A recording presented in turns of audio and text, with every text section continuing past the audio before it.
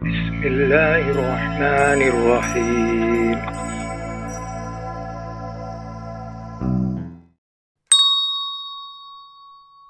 Kembali kepada kaji kita. Awal salat, kemudian baca Quran, salatnya berjamaah pula, baca Quran, khatam pula. Lalu marah juga orang sama kita. Jangan pedulikan. Jangan pedulikan. Awak dah jelas baca Quran, dah jelas khatam, solat di masjid pula. Lalu ada orang marah, kita pedulikan, rugi kita. Baca Quran itu terus. Jangan kita pedulikan. Kalau pedulikan nanti terjadi perdebatan. Tak jadi kita baca Quran, tak jadi kita solat. Nah, tapi mungkin kalau menyalah, apa itu menyalah dalam arti mungkin solat kita itu secara syar'i betul-betul tak tepat mungkin ya nak. Ada cara bapak itu menyampaikan tidak pula bagus. Kan ada pula orang nasihat sama marah itu payah bedakan sama ya. Dia baru kalau nasihatnya waktu marah. Kan ada orang seperti itu. Kita nih kalau sama anak nasihat jarang, tapi kalau marah disitulah sekalian sama nasihat. Kalau memang benar yang dia sampaikan, mungkin salah cara kita, ini lebih baik untuk diterima nasihat dalam kurung mungkin marahnya juga. Kenapa? Nasihat ataupun katakanlah mungkin agak rada-rada marah orang ke kita, itu sebenarnya baik buat kita. Baik buat kita. Bahkan teman yang baik itu teman yang mau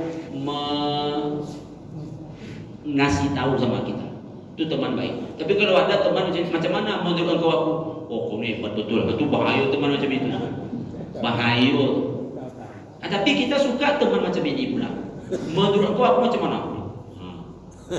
Aku senang betul. Ini bahaya. Dan itu biasanya kita suka. Tapi kalau ada teman menurut engkau aku ini macam mana? Sampaikanlah. Aku serius nih, tolong sampaikan. Aku akan terima. Betul nih betul. Kau begini. Besok kurang akrab lagi. Besok kurang akrab lagi. Pada itulah yang sebenarnya jadi kembali kepada yang tadi. Anggap saja dia teman kita. Kalau memang kita memang benar salah, lalu mungkin cara menyampaikannya tak bagus, terima. Tapi kalau cara kita udah bagus rasanya, marah juga dia, diam saja. Kemudian yang kedua tadi, kita memakai la taqtab atau memakai khairan au liyasmut. Maka yang kita pakai ketika itu adalah diam saja. Diam saja. Tapi tadi kembali kepada kaji, marah ini terbagi 3. Terlalu tak boleh, diam pula sampai tak pandai marah, tak boleh pula. Profesional. Jadi ada saatnya kita bersuara. Saya teringat dulu waktu SBY menjadi presiden, kan sering orang bilang Pak SBY ini diam terus. Kalau bercakap Pak Yusuf kalah aja. Waktu itu saya teringat tuh TV1, apa kata SBY waktu itu di live sama Pak Ilyas Karni, tak selamanya diam itu emas. Bercakaplah waktu itu, bijak. Jadi ada saatnya kita menggubris, ada saatnya kita diam. Itulah yang disebut tadi tengah-tengah di antara keduanya. Kalau cakap orang ini dipedulikan semua, kadang pening pula kepala awak. Iya. Jadi hikmah ini dalam agama kita ada. Hikmah ini definisinya adalah kesesuaian antara iman, amal, kemudian prakteknya. Itu yang disebut dengan hikmah. Jadi kita tengok dalam Al-Quran itu, dalam Al-Quran surah Luqman itu, walaqad ataina Luqmanal hikmah. Jadi hikmah itu adalah kesesuaian ilmu, iman, dan amal.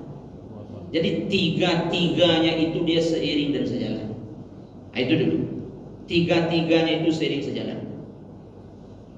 Kemudian hikmah itu kadang-kadang datangnya waktu itu. Kadang-kadang datangnya mungkin seminggu setelah itu.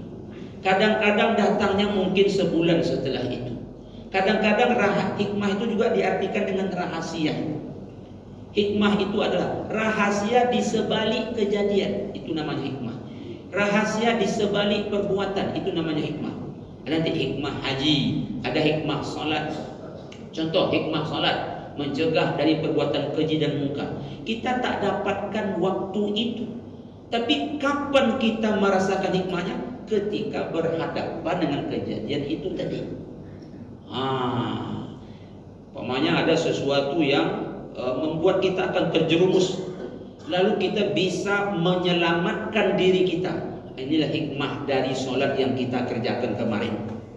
Tapi ketika ujian itu tak datang, sudah adakah hikmah itu pada diri kita? Belum berarti. Hikmah itu baru nampak ketika ujian itu tiba menimpa. Alhamdulillah hikmah solat dah ada.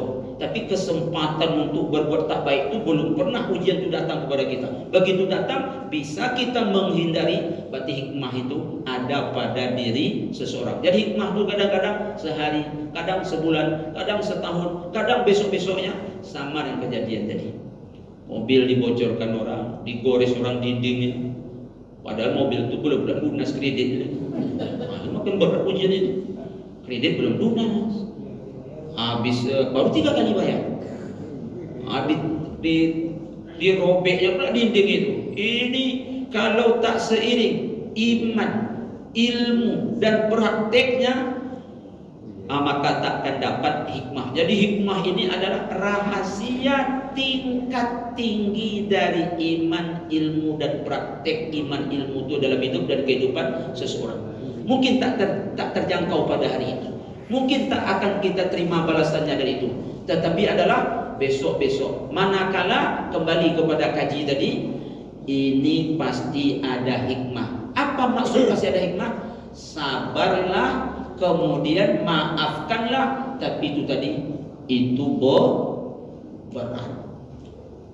Ada hikmah itu baru didapat bagi yang bisa sabar tadi. Tapi kalau dia tak bisa sabar, kaum muslimin kaum muslimat yang bahagia, dia mungkin tak akan mendapatkan hikmah daripada kejadian itu. Dan kita sering itu.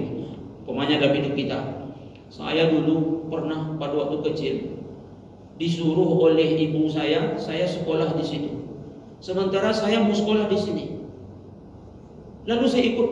Oh, mungkin inilah hikmah itu agak. Lama kadang-kadang kejadian itu. Oh, inilah hikmah mungkin. Saya dulu mau beristri, saya minta yang ini. Ibu saya mau yang itu. Lalu saya tak mau. Tapi karena ibu saya itu saya ikut. Rupanya itu hikmahnya mungkin.